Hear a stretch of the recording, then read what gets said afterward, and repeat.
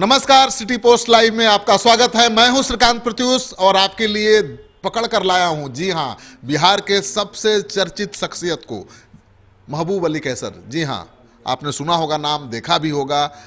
तो आइए महबूब अली कैसर से मिलते हैं और जानते हैं इनके दिल का हाल, चुनाव की तैयारी के बारे में। महबूब अली कैसर जी, आपको बहुत बहुत बधाई। बहुत मेहनत करके आपने टिकट फिर से ले लिया। बहुत धन्यवाद, बहुत शुक्रिया आपका। और मेहनत इसलिए हुई कि जैसा हमने पहले भी कहा था कि आदरणीय रामविलास पासवान जी का, पारस जी का, रामचंद्र जी का, सबका वो पैदाइशी जगह है खगड़िया ज़िला, वहाँ के हैं।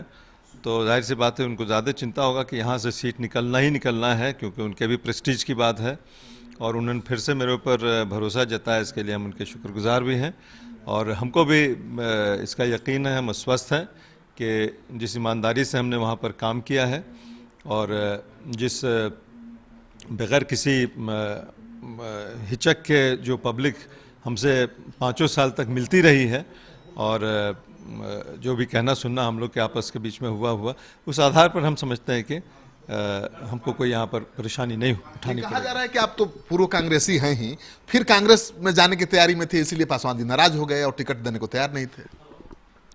ये बात सही है कि इस वजह से नाराज़गी थी, लेकिन ये नाराज़गी जो है ये मीडिया का क्रिएशन था, 100% क्रिएशन था। और हमने आदरणीय रामविलास जी को कहा कि आपको तो टॉप ब्रास से 1 सेकंड में फ़ोन से बात हो जाती होगी, आप आदरणीय सोनिया जी से, राहुल जी से या किसी भी कांग्रेस के बड़े नेता से पूछ लिए कि इन 5 साल में हमने कभी टिकट की बात कांग्रेस में किया हो तो आप हमको बताएं। लेकिन पता नहीं मीडिया में लगातार 6 महीना से, अब ये प्लांटेड न्यूज़ होगा, हमारे जो वेस्टेड इंटरेस्ट हैं, जो विरोधी होंगे, कहीं ना कहीं हमको लगता है कि उनका प्लांटेड न्यूज़ होगा। विरोधियों ने बहुत परेशान किया आपको। ने परेशान भी किया, एक भ्रम का माहौल पैदा कर दिया। जो हमारे सीनियर नेता, जो सबसे हमारे रामविलास पासवान जी तक के जैसे आदमी को थोड़ा सा वर्गलाया, थोड़ा भ्रमित हो गया, तो किसी को भी लगेगा उनकी कोई गलती नहीं है। उनको अगर 6 महीना लगातार कोई लिखे कि जा रहे हैं, ये कांग्रेस से मिले, वो है, टिकट फाइनल है। अब बताइए, 6 महीना पहले लिखते हैं कि लिस्ट में 13 आदमी का लिस्ट, हमने खुद ही पढ़ा है कि 13 आदमी का लिस्ट कांग्रेस का तैयार है, उसमें उनका भी नाम है। अब कांग्रेस में बताइए 13 या किसी भी पार्टी में आज तक फाइनल नहीं हुआ, जबकि अब चुनाव को दूसरे चरण को 25 दिन बचा है, अब तक फाइनल नहीं हुआ। 6 महीना पहले लिस्ट में नाम दे दिए, जब हम किसी से मिले नहीं, हमसे उधर से भी किसी ने। कांग्रेस आपने छोड़ दिया, एलजेपी के सांसद हैं, लेकिन कांग्रेस ने आपका पीछा नहीं छोड़ा। नहीं, हमने कहा कि कांग्रेस ने भी हमसे कांटेक्ट नहीं किया, लेकिन ये मीडिया क्रिएशन है।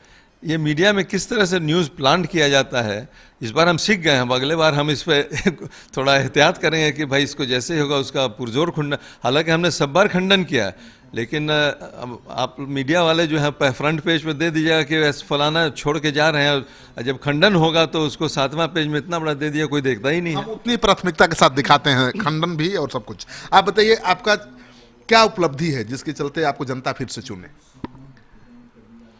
देखिए, खगड़िया में सबसे पहले तो हम बात करेंगे जो लाइफलाइन है, जो खगड़िया को सहरसा से जोड़ता है, डुमरी पुल जो है वो करीब 7-8 साल से उसका 4 पिलर जो धंस गया था, तो यातायात बंद था, बाधित था, और उसके वजह से लोगों को बड़ी परेशानी थी। एक तो यातायात में, दूसरे सहरसा की तरफ कीमतें, सब चीज़ का, सीमेंट का, गल्ला का, सब चीज़ की कीमत बढ़ जाती थी, क्योंकि ट्रांसपोर्ट आसानी से नहीं हो सकता था।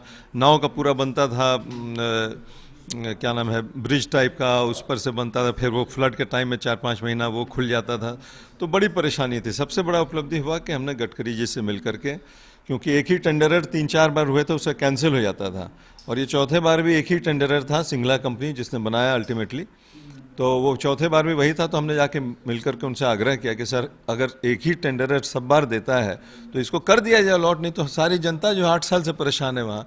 तो खैर वो फाइनली हो गया, टेंडर हो गया, वो ब्रिज भी चालू हो गई।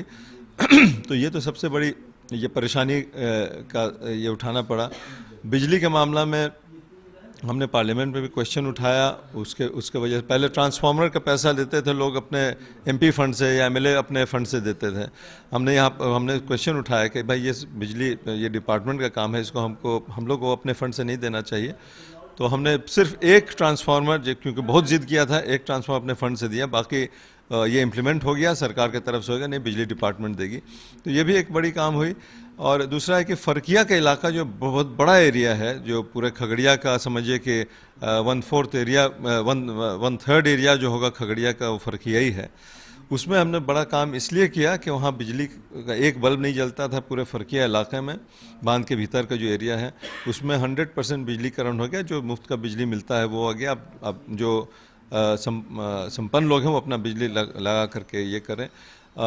दूसरी चीज़ है कि वहाँ पर पुलिया उच्च स्तरीय पुल का वहाँ पर निर्माण का कम से कम 21 पुल का हमने करवाया वहाँ पर, छोटा बड़ा मिला करके। प्रधानमंत्री ग्राम सड़क योजना के तहत हमने वहाँ पर सैकड़ों करोड़ रुपए के फंड के लागत से उसको या तो वो उद्घाटन हो गया या शिलान्यास करके उसका काम अभी जारी है। तो ये सब बड़ी चीज़ थी जो हमने किया। और रेलवे के मामला में बहुत सी ट्रेन खगड़िया में रुकने लगी है। सारे स्टेशंस का जीर्णोद्धार हुआ है। 6 स्टेशन पर फुट ओवर ब्रिज बना है। खगड़िया का आप जो रेलवे ओवर ब्रिज था वो कितने साल से पेंडिंग था, उसको कंप्लीट हुआ, वो भी आज चालू हो गया है। तो ये सब चीज़ है, बड़ी चीज़ है। इसके अलावा इस बार जो महागठबंधन है उसके पक्ष में यादव मुसलमान ये MOI समीकरण काफ़ी इंटैक्ट है, मजबूती के साथ जुड़ा हुआ है, बीजेपी के खिलाफ लालू के पक्ष में। ऐसे में आप कैसे अल्पसंख्यक वोट प्राप्त करेंगे, ये बताइए। नहीं, अल्पसंख्यक वोट की क्यों, आप पूरे MY की बात कीजिए। हम खगड़िया में अस्वस्थ हैं कि मुस्लिम तो है ही है, यादव वोट भी अच्छा खासा हमको मिलेगा, क्योंकि हमने 5 साल नहीं 25 साल के अपने राजनीतिक जीवन में कभी भेदभाव नहीं किया कि कौन हमको वोट दिया, कौन नहीं दिया, कौन किस पार्टी से जुड़ा हुआ है। हमने सबका काम खुले दिल से किया है। इसी वजह से हमको मुस्लिम का भी वोट अच्छा खासा 70-80% मिलेगा, और यादवों का भी वोट, यादव भाई जो हमारे हैं खगड़िया के, खास करके सिमरी बख्तियारपुर के, आप देख लीजिएगा कि यादव वोट भी उतने ही लगभग हमको सिमरी बख्तियारपुर में तो हम दावा कर सकते हैं कि कम से कम 60-70% यादव वोट भी हमको मिलेगा। कृष्णा यादव भी खड़ी हो रही हैं चुनाव में इंडिपेंडेंट कैंडिडेट के रूप में, कितनी मदद मिलेगी आपको उनके चुनाव मैदान में खड़ा होने से? रिवोल्ट कर रही हैं आरजेडी से अलग होकर। देखिए, हम बहुत नेगेटिव ये नहीं सोचते कि उनका रिवोल्ट करने से हमको क्या फ़ायदा होगा। हमने अपना ईमानदारी से काम किया है 5 साल। जनता जो है हर cutting across caste and religion, they will vote for me. Krishna से मदद नहीं मांगेंगे? नहीं, मदद तो ऊपर वाला देने वाला है। मदद ऊपर वाला जो रास्ता निकालता है उसी से मदद होती है, और बस ऊपर वाला का सहारा है, आसरा है, और हर वक्त मदद मिली है, इस बार भी मिलेगी। अपनी जीत को लेकर पूरी तरह से आश्वस्त है? बिल्कुल 100%। तो आपने देख लिया, ये खगड़िया के सांसद भी हैं और इनकी नवाबी वहाँ के लोगों को बहुत पसंद भी आती है। साल में जितनी बार ये जाते हैं जनता इनका बहुत जोरदार स्वागत भी करती है, लेकिन सामाजिक जो समीकरण है, ताना बुना है, वो थोड़ा इनके चुनौती को बढ़ाता है। लेकिन इनको पूरी तरह से भरोसा है कि इस बार ये चुनाव फिर से जीतेंगे, क्योंकि जनता इनको प्यार करती है और खगड़िया की जनता को इस नवाब की नवाबी बहुत पसंद है। अगर आपको भी पसंद है तो इस वीडियो को खूब शेयर करिए अपने दोस्तों के साथ। अगर आपने अब तक हमारा YouTube चैनल सब्सक्राइब नहीं किया है तो जरूर कर लीजिए। आपका सहयोग समर्थन लगातार मिल रहा है, उसके लिए बहुत बहुत आभार। नमस्कार।